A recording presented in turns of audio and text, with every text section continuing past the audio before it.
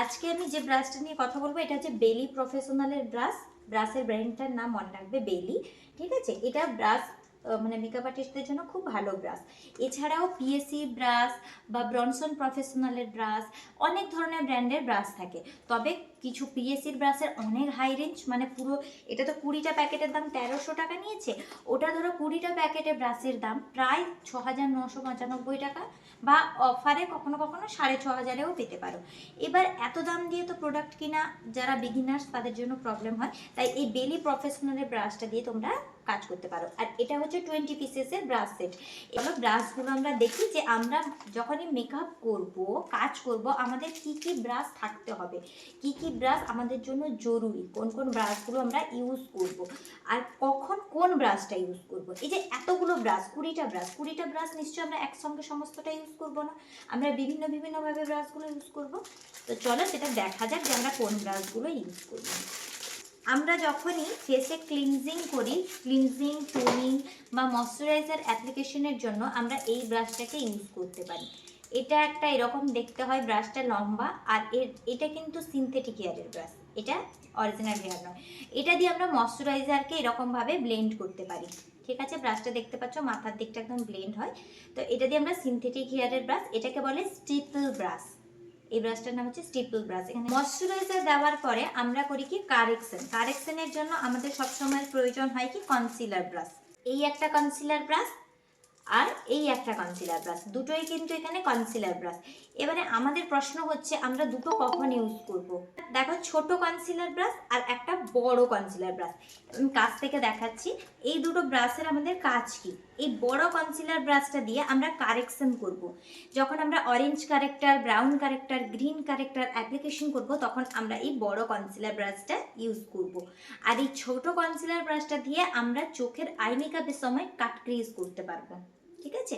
ছোট জায়গার জন্য ছোট ব্রাশ, বড় জায়গার জন্য বড় ব্রাশ। আমাদের মুখটা বড় জায়গা, ওটাতে কনসিলার লাগাতে গেলে আমরা এই বড় ব্রাশটা ইউজ করব, আর চোখে কোনো রকমের কনসিলার লাগাতে গেলে আমরা এই ছোট ব্রাশটা ইউজ করব। এই ব্রাশটা দেখো কতটা চওড়া মাথা আর একদম ফ্ল্যাট একটা ব্রাশ। এটাও কিন্তু একটা কনসিলার ব্রাশ, তবে এত বড় কনসিলার ব্রাশ তো আমরা কোথাও লাগাবো না কনসিল করার জন্য। এটা দিয়ে আমরা ফাউন্ডেশন অ্যাপ্লিকেশন করতে পারি, লিকুইড হোক বা ক্রিম ফাউন্ডেশন হোক, সেটাকে তুলে নিয়ে এরকমভাবে মুখে টেনে টেনে আমরা অ্যাপ্লাই করতে পারি। এত বড় দেওয়ার কারণ কি, যাতে 2-3 স্ট্রোক দিলেই আমাদের কাজটা কমপ্লিট হয়, কারণ একটু একটু একটু একটু করে দিতে থাকবো, টাইম তো যাবে। তাই এটা হয়েছে, এটা ফাউন্ডেশন অ্যাপ্লিকেশন ব্রাশ। ব্লেন্ডিং এর জন্য আমরা এইরকম ধরনের বিউটি ব্লেন্ডার ইউজ করব। এটা ব্রনসন প্রফেশনালের বিউটি ব্লেন্ডার, তবে পিএসসির বিউটি ব্লেন্ডার, আইমেজিকের বিউটি ব্লেন্ডার, এমনকি বেলিরও বিউটি ব্লেন্ডার। আর বিউটি ব্লেন্ডারটা সবসময় একটা ভালো কোম্পানির ইউজ করবে, মানে প্রায় 100 টাকা 150 টাকার মধ্যে। এই 20-30 টাকার যে বিউটি ব্লেন্ডারগুলো হয় ওগুলো অ্যাভয়েড করবে, ওগুলোতে ভালোভাবে প্রোডাক্ট ব্লেন্ড হবে না, ঠিক আছে। তার মানে আমরা ফাউন্ডেশন অ্যাপ্লাই করে নিলাম, এবার বিউটি ব্লেন্ডার দিয়ে ওটাকে ব্লেন্ডও করে নিলাম। এবার আমরা কি করতে পারি, যে ব্লাশ, কন্ট্রোর ওই সমস্ত অ্যাপ্লাই করতে পারি। ওটা লিকুইড ব্লাশও অ্যাপ্লাই করতে পারি, লিকুইড কন্ট্রোর অ্যাপ্লাই করতে পারি। আচ্ছা, এবারে যে ব্রাশটা দেখাবো ওটা কন্ট্রোরের জন্য আমি প্রথমে দেখাচ্ছি। দেখো এর মাথার দিকটা কেমনভাবে করা আছে, ব্রাশটা দেখো অ্যাঙ্গুলারে আছে, ব্রাশটা অ্যাঙ্গুলার আছে, ঠিক আছে।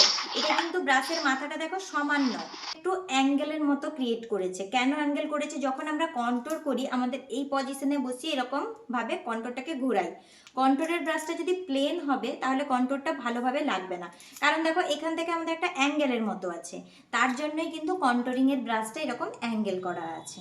এরপর আসছি ব্রাশের জন্য দেখো এখানে একটা মাথার মধ্যে দিয়ে রেখেছে, যাতে ব্রাশের শেপটা নষ্ট না হয়।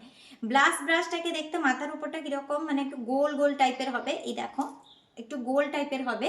এটা দিয়ে আমরা ব্লাশ অ্যাপ্লাই করলে কি হয়, যেহেতু আমাদের গালটা এখানে গোল টাইপের, তাই এখানে যদি আমরা ব্লাশটা অ্যাপ্লাই করি এই ব্রাশের সাহায্যে, দেখো সুন্দরভাবে আমার গালটা কভার হচ্ছে, দিয়ে ব্লাশটা অ্যাপ্লাই হয়ে যাচ্ছে।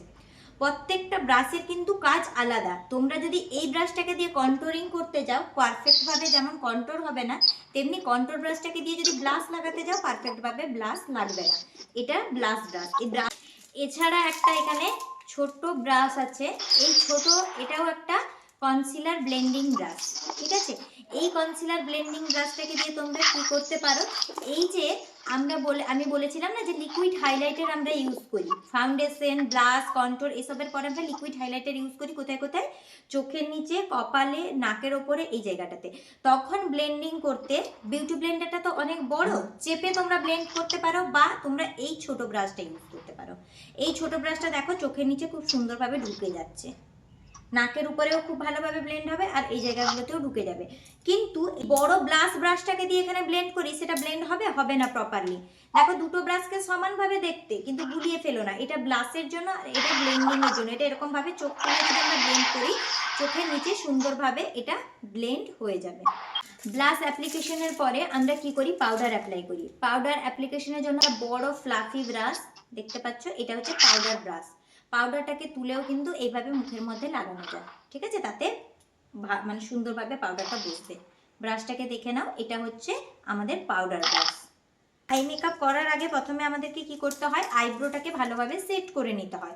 এই দেখো, এটা একটা আইব্রো ব্রাশ। আগের দিন আমি তোমাদেরকে দেখিয়েছিলাম আমার কাছে ব্রাশ আলাদা আর স্পুলি আলাদা আছে, কিন্তু এখন সুবিধার জন্য ব্রাশ এবং স্পুলি একটাতেই দিয়েছে। এটা দিয়ে তোমরা আইব্রো করবে, আর এটা দিয়ে স্পুলি দিয়ে কোম করবে, ঠিক আছে। এটা আইব্রো ডিফাইনার ব্রাশ। আই মেকআপের প্রথম পার্টে আমাদের দরকার হয় কিছু ব্লেন্ডিং ব্রাশ। এবার ব্লেন্ডিং ব্রাশ আমরা কোনগুলোকে বলবো, ব্লেন্ডিং ব্রাশ মানে হচ্ছে যে ব্রাশগুলোর মাথা এরকম ভাবে বড় বড় হবে। ব্লেন্ডিং এর জন্য বেলি ব্রাশ এটার মধ্যে এখানে দেখো 4খানা ব্রাশ দিয়েছে। যে ধরো একটা কালার তো আর ব্লেন্ডিং সবসময় হয় না, আমরা 2-3টে কালার নিব। এবার একই ব্রাশে যদি ধরো এটাতে ডার্ক কালারও নিচ্ছি, লাইট কালারও নিচ্ছি, তাহলে কি হবে, আমাদের পিগমেন্টেশনটা ভালো আসবে না। তাই এখানে দেখো 4খানা ব্রাশ দিয়েছে, যাতে আমরা একটা ডার্ক কালারের জন্য রাখতে পারি, একটা লাইট কালারের জন্য রাখতে পারি। আচ্ছা, আর এটা হচ্ছে স্টিপল ব্রাশ। স্টিপল ব্রাশ কোনগুলোকে বলবো, দেখো মাথার কাছে এরকম টেপা আছে, এটাকে স্টিপল ব্রাশ বা ট্যাপার্ড ব্রাশও বলে, ট্যাপ করা আছে তাই ট্যাপার্ড ব্রাশ। এই ব্রাশটার কাজ কি, এই ব্রাশটাতে আমরা প্রোডাক্ট তুলে আমাদের এই ক্রিজ লাইন বরাবর দেখো, এই যে আমাদের ক্রিজটা, এটাতে ব্রাশটা খুব সুন্দরভাবে ঢুকে যাবে। এখানে আমরা কালার অ্যাপ্লিকেশন করব, ঠিক আছে। আর এই যে বড় ব্রাশটাকে কি করব, কালার অ্যাপ্লিকেশনের পরে এই বড় ব্রাশটাকে দিয়ে ভালোভাবে ব্লেন্ড করব, ঠিক আছে। এইভাবে দেখতে হয়, ফ্লাফি হবে, মানে একদম ফোলা ফোলা হবে, এরকম চাপা হবে না জিনিসটা, আর মাথার দিকটা রাউন্ড হবে, তাহলে এটা আমাদের সুন্দরভাবে ব্লেন্ড হবে। তারপর এগুলোকে বলছি পেন্সিল ব্রাশ, ঠিক আছে। দেখো এগুলো হচ্ছে পেন্সিল ব্রাশ। এগুলোকে কেন পেন্সিল ব্রাশ বলবো, দেখো এগুলো পেন্সিলের মতো মাথার দিকটা ছুঁচলো। এই পেন্সিল ব্রাশগুলো দিয়ে আমরা কি করি, আমরা এই যে কাজল লাগাই, ওই কাজলের জায়গাটাকে স্মাচ করতে আমাদেরকে এটা হেল্প করে। একটা ছোট একটা বড়। এটা হচ্ছে সিমার ব্রাশ।